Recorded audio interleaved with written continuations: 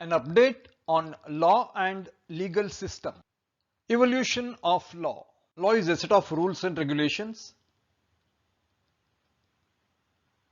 evolved from rule of nature to rule of man to rule of law. Primacy of law under rule of law. Equality before law, equal protection of law. Absence of arbitrary power, principles of natural justice. Predominance of legal spirit, independent and impartial judiciary. Three types of law. Personal, covering Hindu Marriage Act, Hindu Adoption and Maintenance Act, Muslim Sharia Act. Public law or criminal law relating to government and society, includes constitutional law, administrative law and Indian Penal Code. Private law or civil law deals with relationship of individuals and organizations, covering rights of individuals, issues of mercantile or commercial nature. Constitution of India. Features: quite modern, inspired by federalism of US and Canada, draws heavily from British constitutional law, written constitution with over 461 articles, many unwritten conventions of British constitution reduced to writing. Preamble states sovereign, socialist, secular, democratic republic, aims to secure citizens justice, liberty, equality and fraternity. Aims at organizing India as a welfare state, strengthened by Directive Principles of State Policy (DPSP).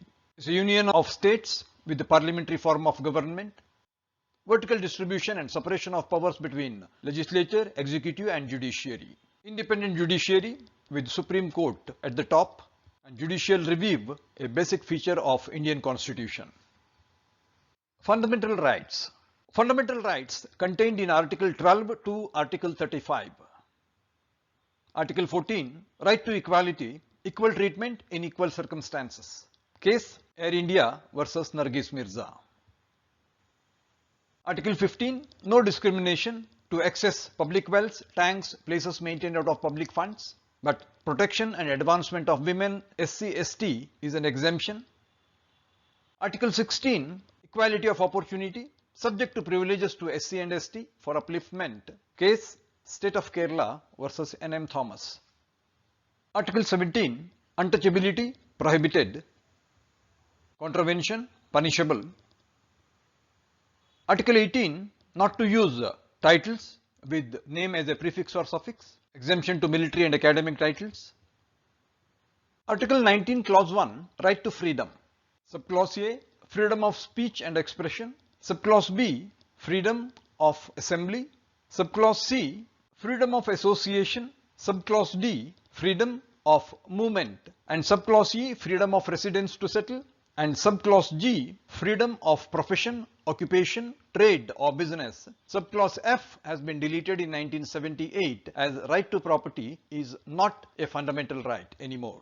Restrictions on right to freedom specified in Article 19, Clause 2. Subclause 1, sovereignty and integrity. 2, security of the state. 3, public order. 4, friendly relations with foreign state. 5, decency and morality. 6, defamation. 7, contempt of court. 8, incitement of offence.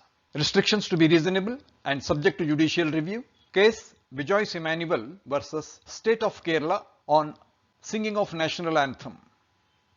Protection under Article 20 against ex post facto law, protection against double jeopardy and self-incrimination.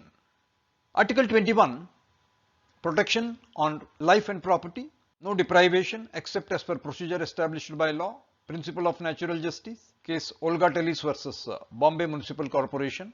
Right to livelihood is born out of right to life. Article 21A, free and compulsory education to be provided as per state law. Article 22, not to detain without informing grounds, not to deny right to consult a legal practitioner, to be produced before a magistrate within 24 hours, and not to detain beyond 24 hours without authority of a magistrate.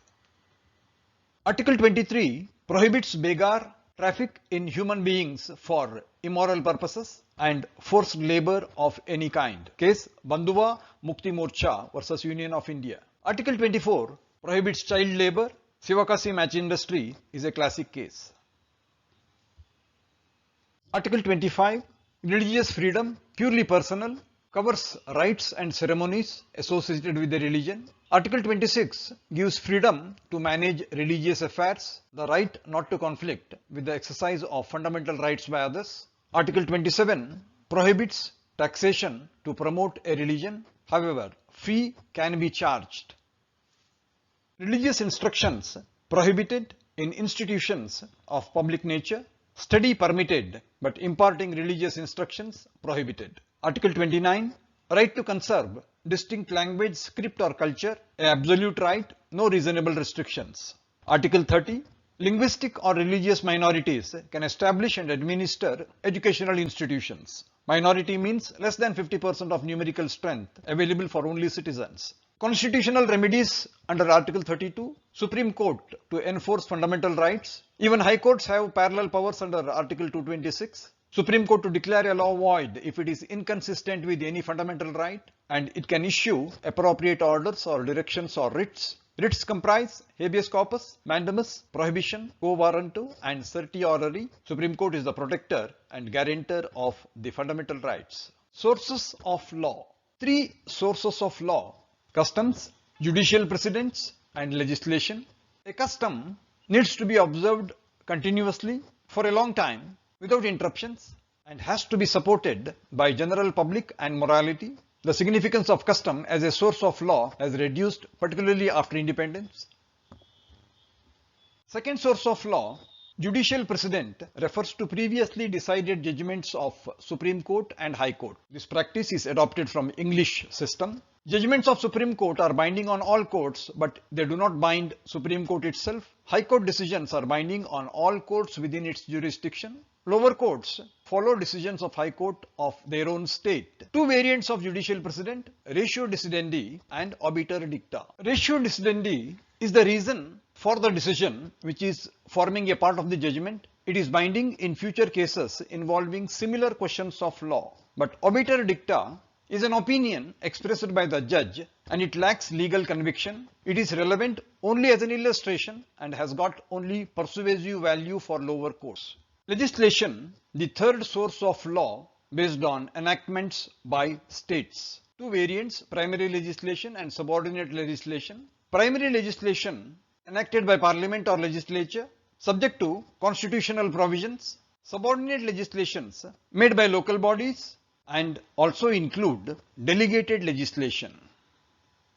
Delegated legislations comprise rules, regulations, notices, etc. made by authorized subordinate executive. They are delegated due to technicalities, emergencies and need specialized skill evolved out of practical necessity. Normally, legislatures legislate on policy matters and executives make rules for their execution. Legislative process in India.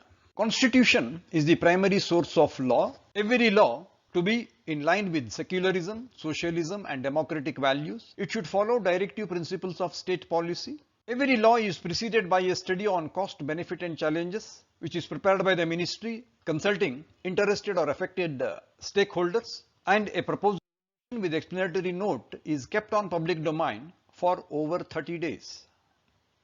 Ministry of Law and Justice vets the proposal from legal angle. Thereafter, it prepares the draft bill which is sent for cabinet approval. After cabinet approval, suggestions of the cabinet are incorporated and the mother ministry prepares a statement of object and reason. The approved bill along with the statement of object and reason is then signed by the Ministry of Law and Justice. Article 110 specifies a money bill to be one involving imposition, abolition, remission, alteration or regulation of any tax, or involves borrowing of money by the Union government or payment into or withdrawal from the Consolidated Fund of India or Contingency Fund of India. If any question arises whether a bill is a money bill or not, the final decision will be that of the Speaker of Lok Sabha.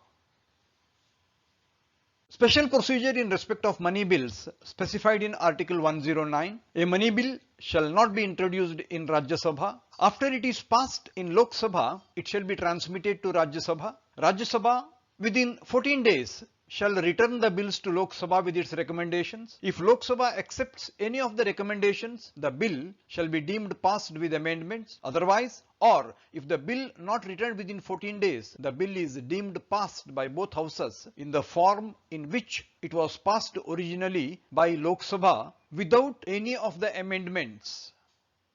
Article 111 deals with assent to bills. When a bill which is duly passed by Lok Sabha and Rajya Sabha is sent to President, the President has an option to either assent or withhold his assent to the same. He may return the bill if it is not a money bill to the houses with a message to reconsider the bill or any of its provisions. The House, when it passes again with or without amendment and sends it back to President, the President is bound to assent to the bill. After the presidential assent, the Ministry of Law and Justice publishes the Act in the Gazette of India Extraordinary and forwards copies to all state governments for publication in their official gazette. Article 108 specifies the procedure of joint sitting in respect of a bill which is not a money bill. If after a bill has been passed by one of the houses and transmitted to the other, the bill is rejected by the other house, or the House has finally disagreed as to the amendments to be made in the bill, or more than 6 months have elapsed from the receipt of the bill by the other House, the President may notify his intention to summon a joint sitting for the purpose of deliberating and voting on the bill. At the joint sitting summoned by the President, the bill will be passed by a majority of total number of members of both houses present and voting, and the joint sitting is permitted even where the Lok Sabha is dissolved subsequent to the President notifying his intention to summon a joint sitting of the houses. Alternative Dispute Resolution or ADR. ADR involves resolving disputes through a mechanism which doesn't involve courts or litigations. It's a consensual process resolving differences involving a neutral third party. A decision reached in ADR may be binding or non-binding. Used in civil, commercial, industrial and family disputes. Advantage is it is simple, quick, flexible and accessible. ADR is envisaged by Section 89 of Civil Procedure Code, which permits courts to formulate terms of settlement obtaining observation of parties. The court can reform in terms of a possible settlement and refer it for arbitration, conciliation, mediation and judicial settlement, including through Lok Adalat, in which case the plaintiff will be entitled to receive refund of the original court fee paid in full. Arbitration involves appointment of an arbitrator who is an independent, neutral third person. He hears and considers merits of the dispute and renders a final and legally binding decision which is called as award. There are limited rights of review and appeal of arbitration awards, and the proceedings and awards of arbitration are non-public and can be made quite confidential.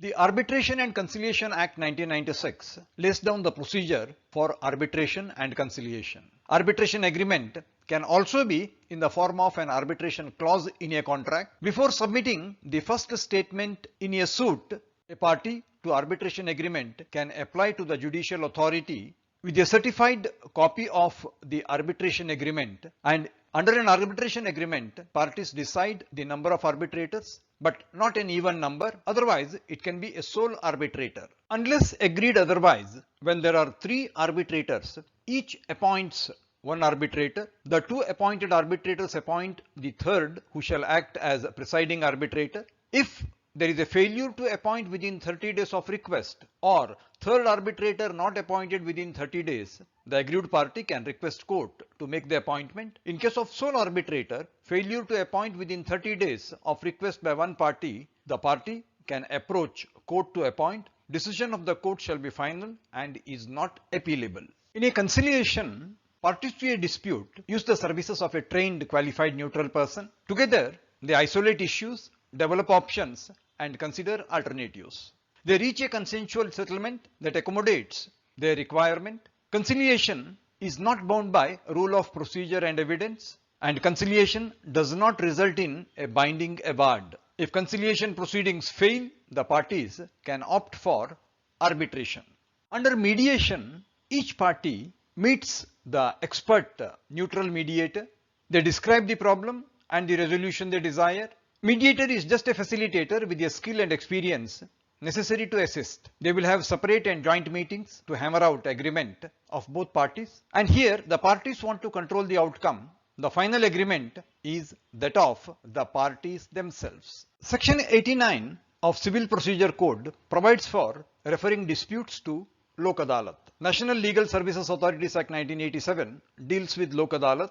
It means People's Court and an effective alternative to litigation. It is a judicial institution for social justice. It is established by government for settlement by way of compromise or conciliation. It is usually presided by a retired judge or social activists or members of legal profession. Lok Adalats accept cases even pending within jurisdiction of regular courts, but they have no jurisdiction on matters related to non-compoundable offences. Award of Lok Adalat is enforced as a decree of civil court and is final and has no appeal. Legal terminology and maxims. Maxims are Latin words forming established principles of law. When used by courts in deciding cases, they have force of law. Ab initio means from the beginning. Actionable per se, the very act is punishable, no proof of damage is required. Actus reus, guilty act, ad hoc for the particular case on hand. Alibi, at another place, elsewhere. Amicus curiae, a friend of court. Audi alterum partem, no man shall be condemned unheard. Bona fide, in good faith. Corpus, body. Injuria sine damnum, legal injury caused without physical injury. Damnum sine injuria suffers physical injury with no violation of legal rights, de facto, in fact. De jure, by law. Doli incapax, child below 7 years of age incapable of crime. Ex gratia, as a favor. Ex officio, because of an office held. Ex parte, proceedings in the absence of the other party. Ex post facto, after the fact. Habeas corpus, a writ to have the body of the person brought in before the judge. Ignorantia juris non excusat, ignorance of law is no excuse. Ipso facto, by the mere fact. Impromptu, in readiness. In lieu of, instead of. Innuendo, spoken words that have double meaning. Status quo, in the present state. Inter alia, among other things. Jus in personam, right against a specific person. Jus in rem, right against the world at large. Jus, law or right. Locus standi, right to appear and be heard by court. Mala fide, in bad faith. Mens rea, guilty mind. Misnomer, a wrong or inaccurate name. Modus operandi, mode of working. Mutatis mutandis, with respective differences having been considered. Onus probandi, burden of proof. Paripassu, ranking equally. Per se, by itself. Persona non grata, a person who is unwelcome or unacceptable. Prima facie, on the face of it. Q facit per aliem facit per se, he who acts through another acts himself. Quid pro quo, something for something in return. Respondeat superior, let the master answer. Res ipsa loquitur, thing speaks for itself. Sine die, indefinitely, with no day. Sine qua non, an essential condition. Suo motu, on its own motion.